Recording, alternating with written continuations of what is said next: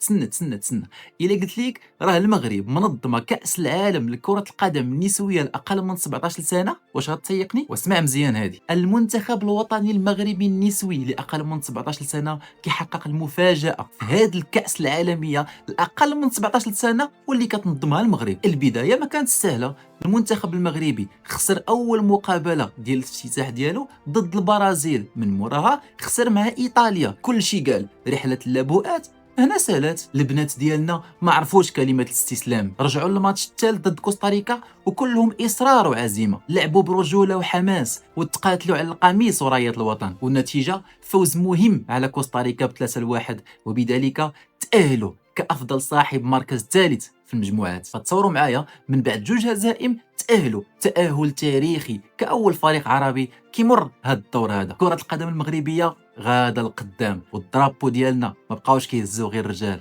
ولاو رجال ونساء. بناتنا غيمشيو بعيد على خطى ابطال العالم وغيهزوا لينا الكاس وغيكونوا فخر العرب وافريقيا. دابا يلاه تاهلنا، الطريق مازال طويله والحلم مازال مستمر. المغرب كامل معاكم وحنا كلنا وراكم، فتحيه لكل مرأة مغربيه.